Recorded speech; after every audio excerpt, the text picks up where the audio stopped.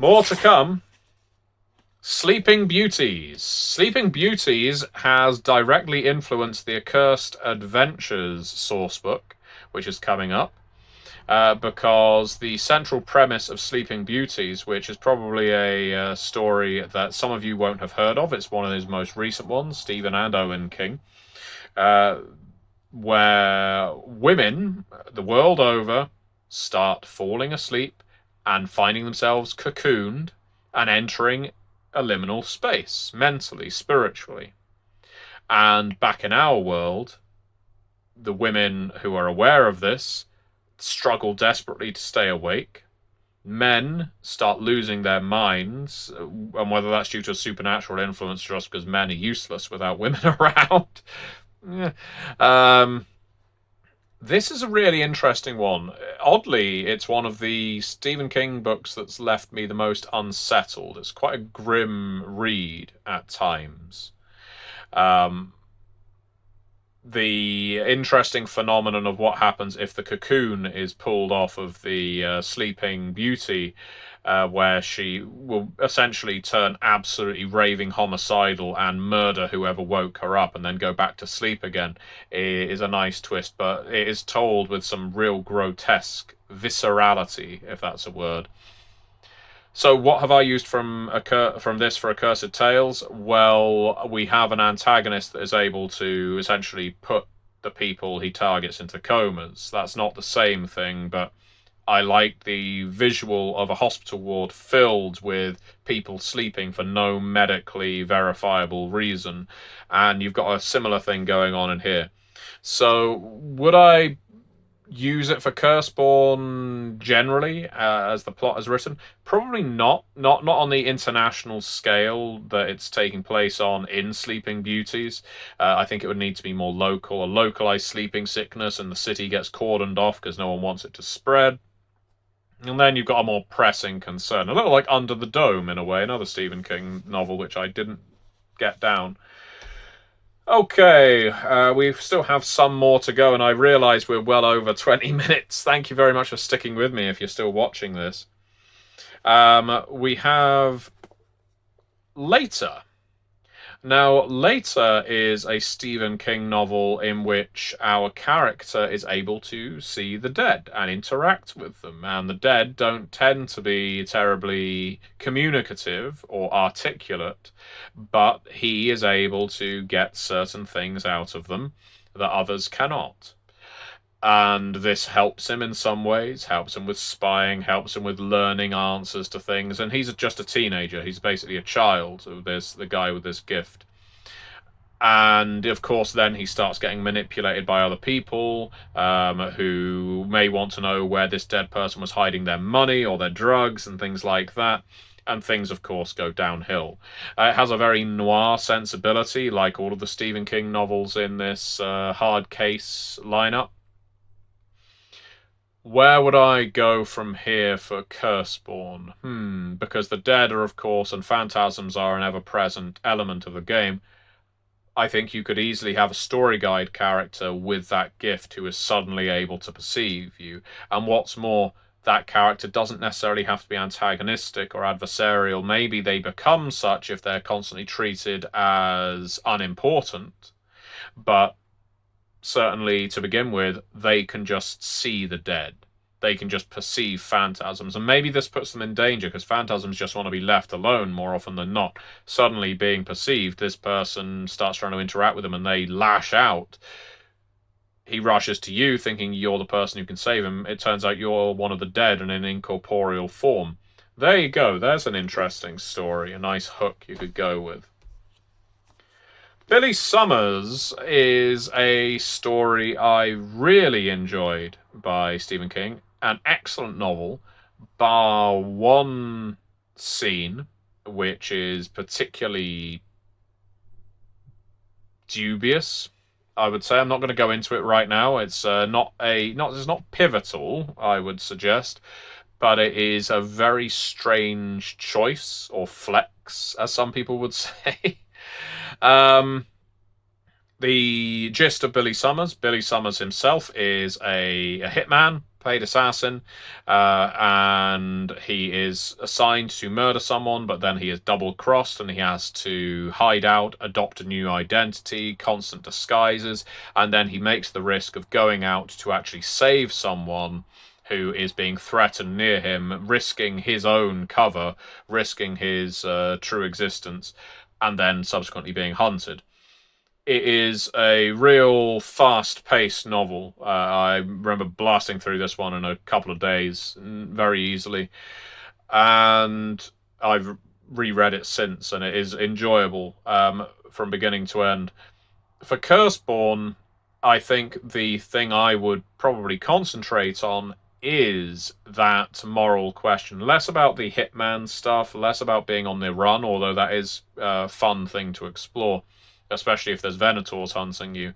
If you can set it up that Venators, Sisters of the Cross, or any of the other Venator operations from the player's guide are hunting your accursed, and then they witness something happens just outside their window, or something that will potentially reveal what they actually are if they intervene, but the moral imperative of intervening is placed upon them, that can create a nice moral quandary moment.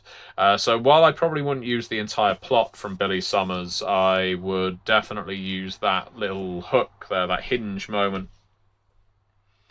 Joyland is one of the best Stephen... I'm still going. I've got plenty of these damn things. Joyland is one of the best Stephen King novels there is for setting, in my view.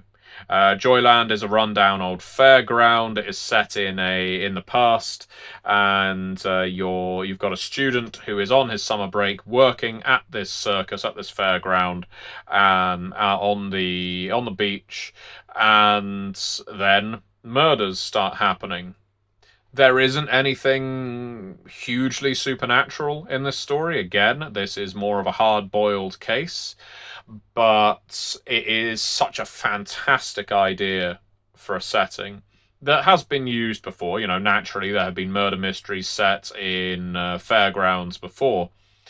But the twists and turns of character loyalties in this one are very, very good inspiration for Curseborne. You never quite know who to trust. If a fairground opens up in your character's city, your territory in Curseborne, and strange things start taking place there, your characters are naturally going to want to start investigating. And given the number of carnies and how unusual they may behave, you're never going to quite know who to trust and who to not, who to accuse, whether to just drive this thing on, burn it to the ground, or take advantage of the mystery. I have incorporated the idea of liminal spaces existing in the Ghost Train, the Haunted House. I've done that in one of the Curseborne games I'm running for Patreons right now, in fact. So I've definitely used elements of this before. I'm going to keep using the word definitely, but I definitely recommend reading Joyland for the setting alone. It is a real thriller and will provide you with an awful lot of material. Oh, I picked this one up. Elevation. Real minor, well, very short story, Elevation. A lot of fun. A guy just starts losing his, well, I think it's mass, effectively. No, well, he's not shrinking, but he starts floating more and more.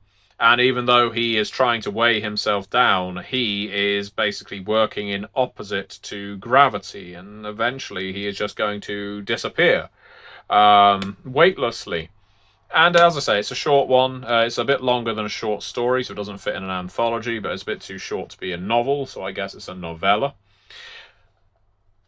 Probably of all the ones I've been through for this video, Elevation is the one I would least likely use for a Curseborne game, except having these supernatural oddities take place, these bizarre phenomena. Did you hear someone just started floating randomly the other day? We've kept it quiet. He's still in his house, but he's practically clinging to the ceiling at this point. He's in permanent pain. That's the thing. It's one of those things where you can at first tell the story as if it's funny, and then you say he can't sleep, he can barely eat because everything wants to come up again. It is he's in a horrific state, and no one can figure out why. Is it because he crossed someone who cursed him? Did he do something that resulted in this? There you go. It can still be turned into a Curseborne story. So, last one. Last one out of the shelves. We have we've got three stories. The Bachman books, or Barkman books, which is multiple novels. We have Long Walk, Road Work, and The Running Man. This is not the edition that also contains Rage, because Rage is now out of print by Stephen King's wishes. You can look that up on your own time for why. Okay, this was another one I would probably struggle to turn into a Curseborne story. The Long Walk is, well, it's recently been in the cinema. It's a very good effect. I really enjoyed the Long Walk movie. And hell, The Running Man has just come out in the cinema again, closer to the short story than the old Arnold Schwarzenegger version. But both handle a sort of dystopian reality that doesn't really exist in Curseborne. Oddly enough, The Long Walk could work, I think, as something that happens in an outside. People who get trapped within it are forced to constantly move, otherwise they will die. They will get their ticket. And The Running Man is something you could do, again, in an outside, a cursed, a trap there, and they are basically being played for the entertainment of the Fae or whatever creatures dominate that place. But, you know, I would suggest in such cases making the environment strangely mundane, much as in these stories, rather than making it all fantastic and fairground like. Instead of going Schwarzenegger Running Man, go for the recent Edgar Wright Running Man, where it is more set in a place people live, and The Long Walk make the scenery more mundane. The problem is the things like The Long Walk aren't exactly playable. You could maybe LARP it, but I don't think it's inherently accursed, and what's more, that's going to be a lot of stamina rolls, isn't it? To keep walking at a steady click of, I think in the novel it says something like 4 miles per hour, which turns out to not be terribly good maths. It's addressed in the movie. It is characters don't have to walk quite as fast as that consistently. Anyway, I think it's more something you could, both of these, and I haven't even mentioned Roadwork, mainly because Roadwork isn't my favourite story. It's one of his oldest ones, like all three of these. But I'm not seeing Roadwork. Sorry, there, I'm falling finally for one of these stories. The Long Walk and The Running Man are the kind of things you would hear about taking place in an outside and maybe have to rescue people from. Or maybe disrupt, maybe subvert. Maybe you could have some characters who get caught up in the machinery of these games and others who are basically trying to demolish the machine. But you certainly couldn't have a party, a band, a crew of accursed confined to walking, because that wouldn't be very fun. The Running Man is more fun because you can have more colourful characters and so on, but again, I think it's more something that is going on that you might want to intervene in, because ultimately Curseborne is a game about mysteries and solving those mysteries and potentially stopping curses from spreading, I would suggest. So, yeah. In short, out of everything that I just went through, I mean, that's a lot of ideas I've just thrown at you, pulled from the pages of Stephen King, and there are more Stephen King novels I could be pulling off my shelves right now, but I'm not going to, because this video is nearly 40 minutes in length. My God, my God. I'm going to choose The Outsider as the one I would be most likely to utilize wholesale as a Curseborne plot.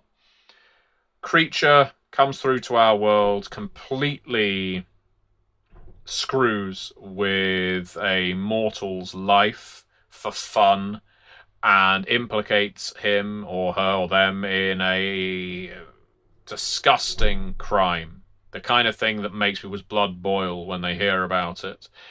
And basically just relishes the pain. In that case, you have something that's somewhere close to Hungary. You've got something somewhere close to one of the dead. One of the families, the family we introduced in the Accursed Adventures, which I mentioned with the Sleeping Beauties bit, is it is a family that does indeed feed on pain and suffering, like Bob in Twin Peaks, to go back to David Lynch. So having an outsider that does that, or indeed an accursed that's been trapped in an outside for a very long time, really appeals to me. So there's my answer, Ruth. I'm going to divide this video into 2 parts, so you will find this part 2 next week. Well, this week, but I hope you've been able to hold on. I'm choosing The Outsider as the inspiration for a Stephen King inspired Curseborne game. If I was to run one at the drop of a hat right now, this afternoon, I could very easily just turn this plot into a Curseborne RPG. Simple as anything. So I would love, love, love to hear your thoughts, everybody, on any Stephen King novels, or hell, any novels you've read at all. Let's try and talk about novels instead of TV shows and movies. Which novels have you read that you would turn into a Curseborne RPG? And I am a big fan of novels. I'm still a big reader. Hell, you can probably just tell that from this video. So I want to know what you would recommend. Which stories would you recommend that you could turn very easily into a Curseborne plot with just a little bit of shaving, tweaking, and polishing? I'm going to leave you there and say thank you very much for watching. I will be seeing you next time.